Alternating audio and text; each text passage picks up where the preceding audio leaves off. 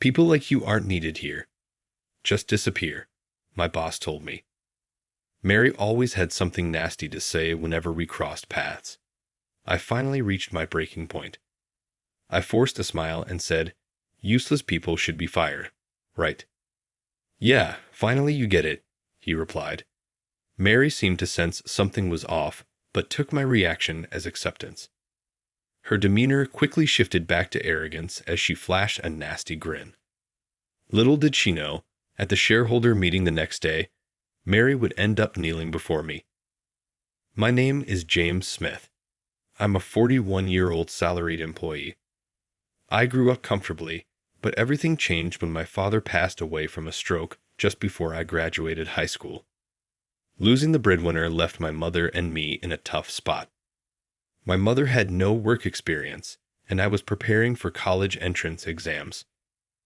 I also had a younger brother who was much smarter and had our father's high hopes pinned on him.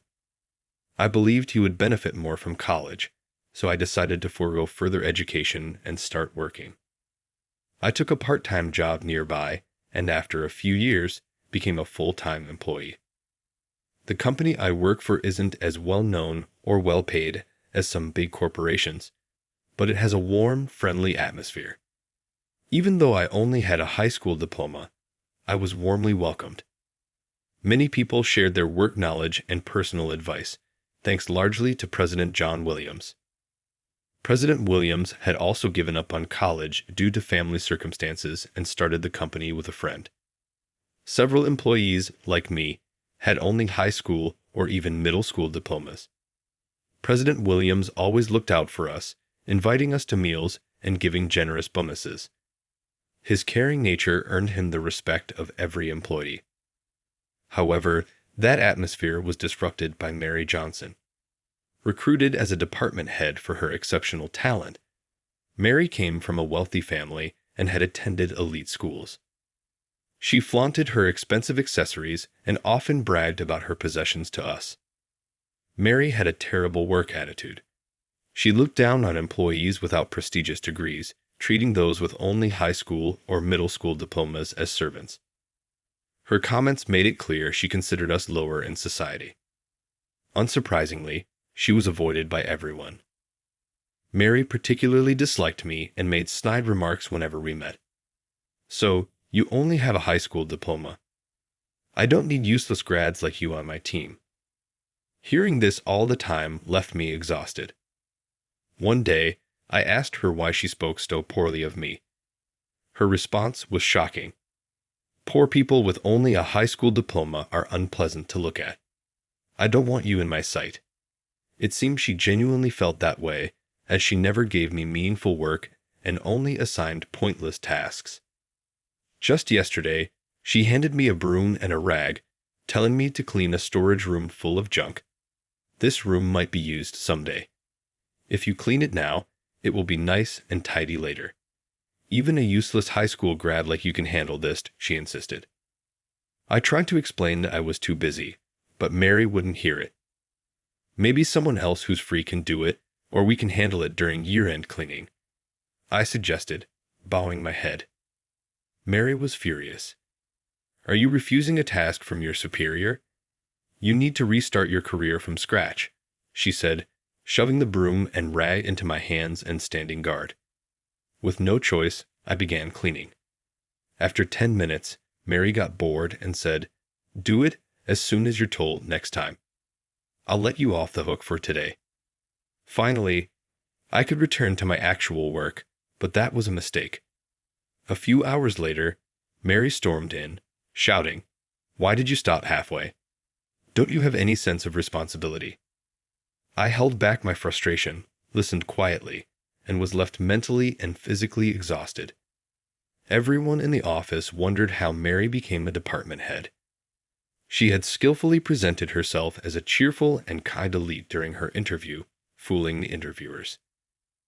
Mary had a history of impressive achievements at her previous job, which earned her a department head role here. Her reputation for business management preceded her. When she first joined us, she made a great impression on the president and other executives. At meetings, she was all smiles and very proactive, It was hard to believe she was the same person I had met. When Mary initially arrived at our office, she was polite and professional. She introduced herself as Johnson, the new department head, and expressed eagerness to work with us. We had high hopes for her. But as time passed, her true colors began to show. She started acting like a tyrant. Mary had a habit of flattering the higher-ups while treating her subordinates poorly. Her behavior made other employees unhappy, and some even wished for a new department head. The office atmosphere became tense, especially with recent thefts of employees' money and belongings despite our attempts to enforce locker use and reminders not to leave things unattended.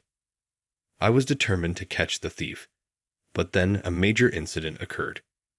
One day, as I was about to leave for lunch, Mary stormed up to my desk and slammed a document down. "Don't think you can just go out for lunch. What are you going to do about this?" She thrust an email and a client complaint at me. The email read, "Your products are of the worst quality, frequently damaged, and overpriced. We are terminating future business." I was shocked.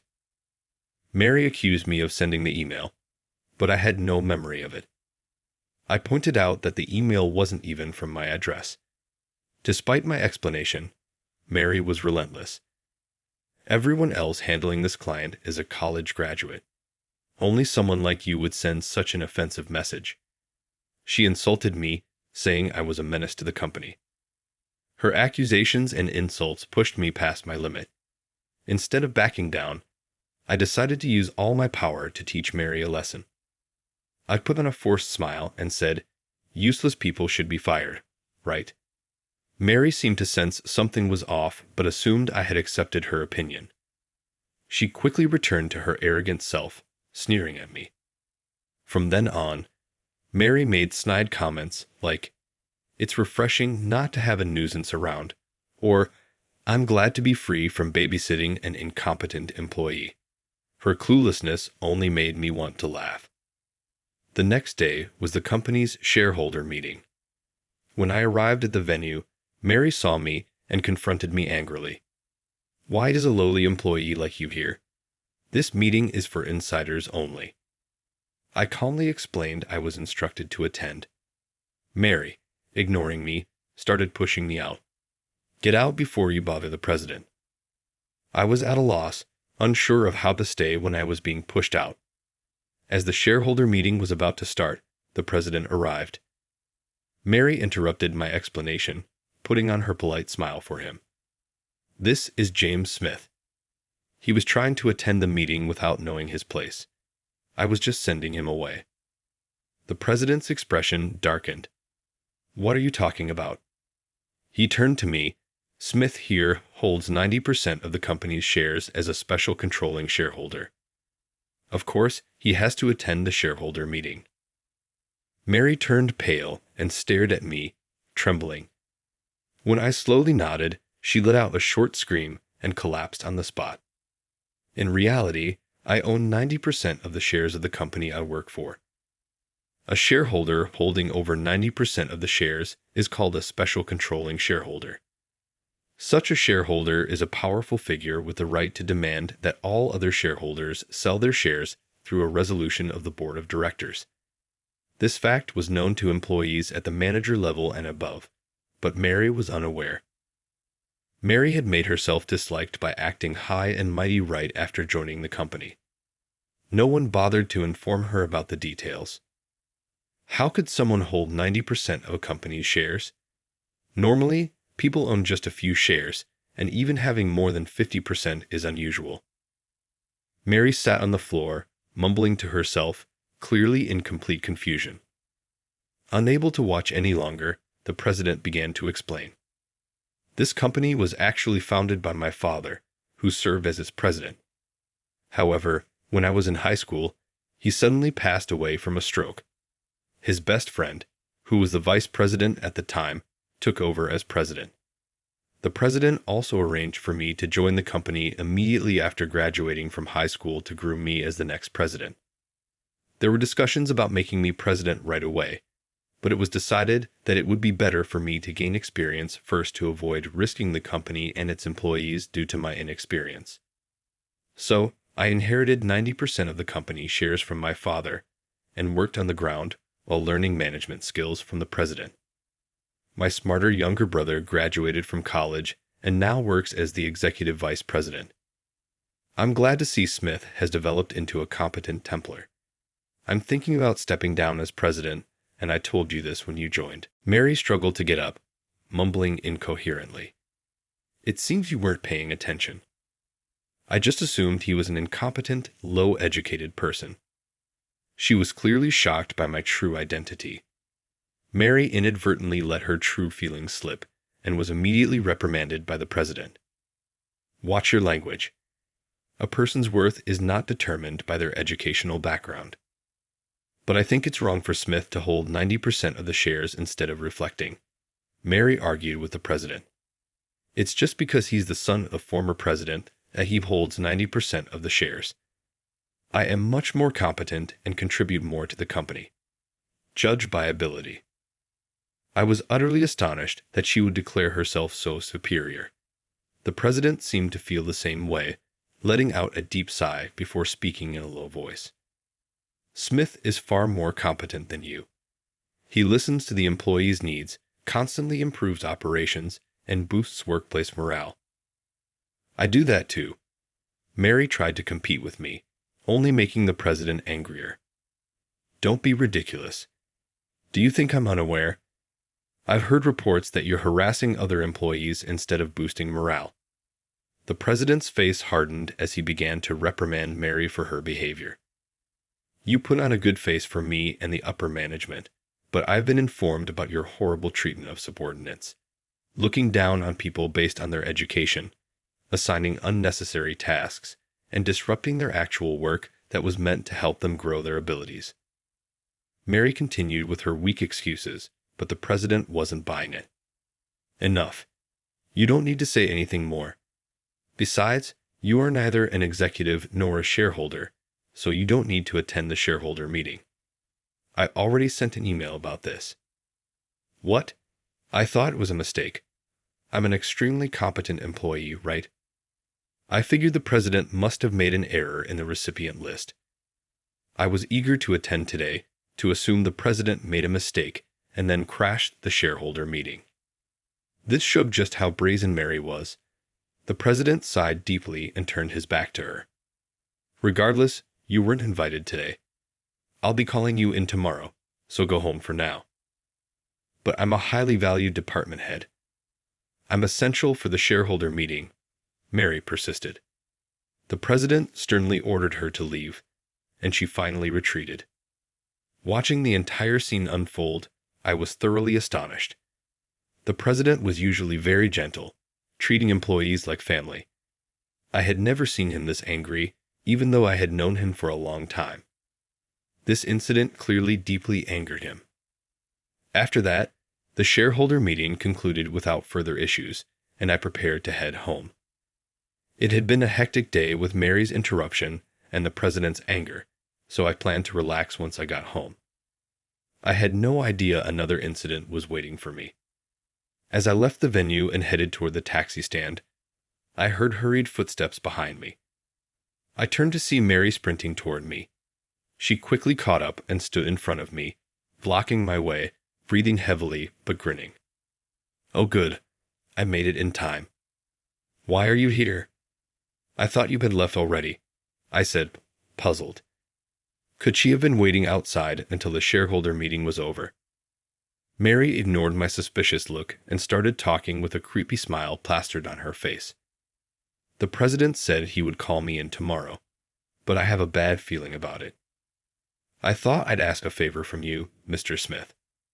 A favor? I had a bad feeling about this, and my face must have showed it. Mary suddenly bowed deeply. I'm sorry for everything I've said and done. I'm apologizing, so could you please say some nice things about me to the president? You're not apologizing because you feel bad. You just want to escape blame. I refuse. I firmly rejected her and tried to leave, but Mary spread her arms wide, blocking my way. She kept bowing repeatedly while holding her arms up, like in a bizarre dance, attracting a lot of attention. Unfortunately, it was a busy street, and the stares from passers-by were painfully obvious. When children started giggling at her, Mary finally seemed to realize how embarrassing she looked. Anyway, make sure to support me tomorrow. I'm your boss, remember. Shouting this, Mary ran off as fast as she had come. She tripped spectacularly, drawing even more attention, but I pretended not to notice and quietly left. The next day, when I arrived at work, Mary, with her leg wrapped in a bandage, approached me. I hurt myself after I fell yesterday.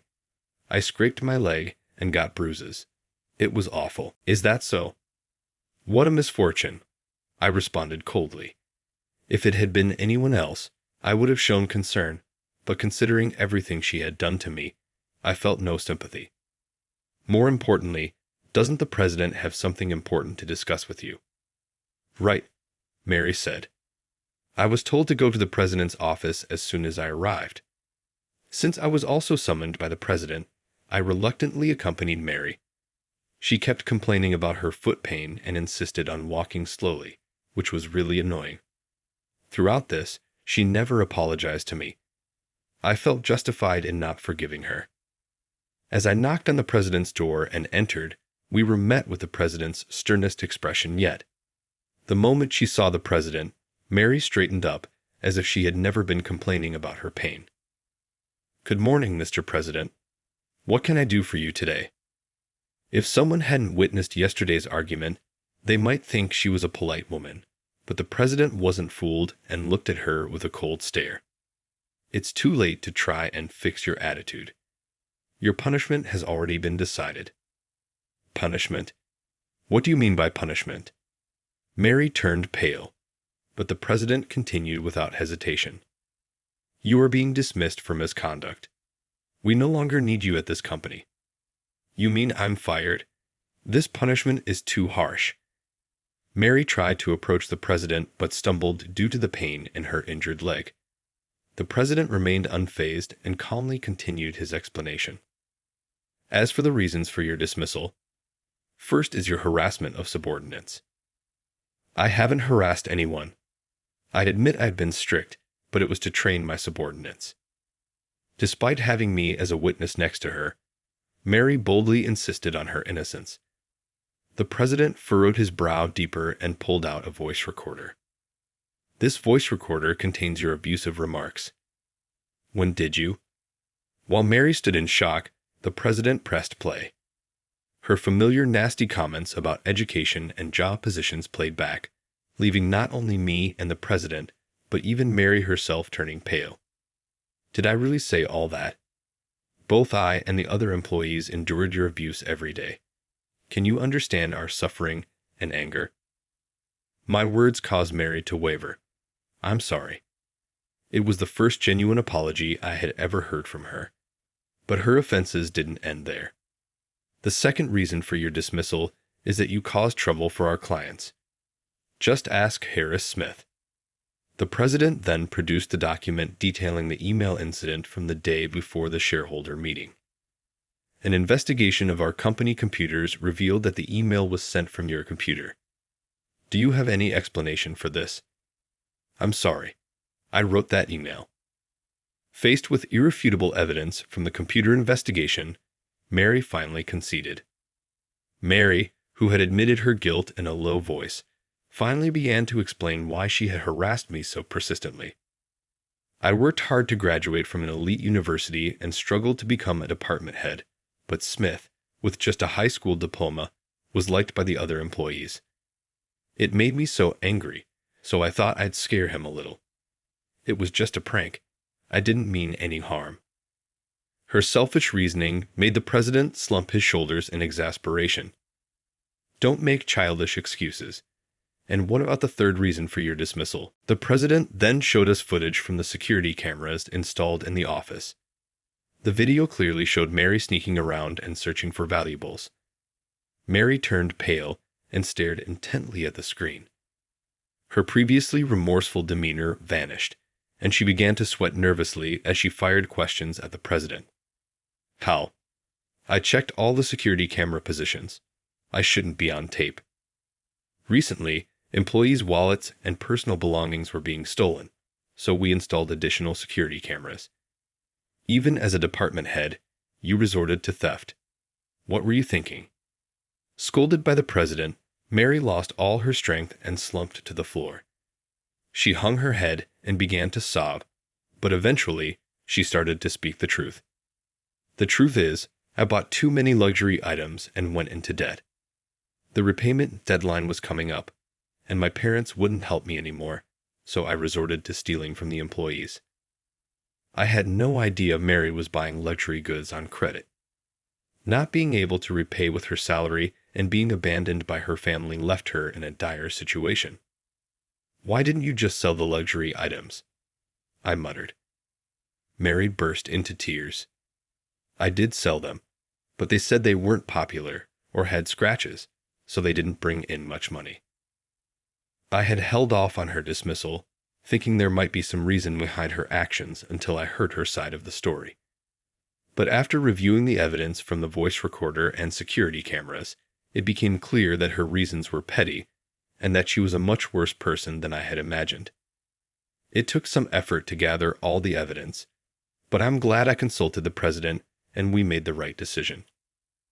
Mary, please reflect and atone for your sins. As I spoke my final words to her, she cried and said, I'm sorry, but I couldn't believe her words until she truly paid for her actions. Afterward, we consulted the police about Mary, and she ended up with a criminal record. A thorough investigation revealed she had stolen from donation boxes at temples and shrines, which ultimately led to her imprisonment. I hope she sincerely reflects on her actions and atones for her crimes. Meanwhile, I spent my final year of training as Mr. Williams's secretary before finally becoming the president. Moving forward, I plan to continue valuing employee performance over educational background and aim to create a rewarding workplace. My brother, who was the executive vice president, has now become the vice president and is my indispensable right-hand man. His dedication inspires me to keep striving. I want to continue working with the people around me to cherish both the company and its employees.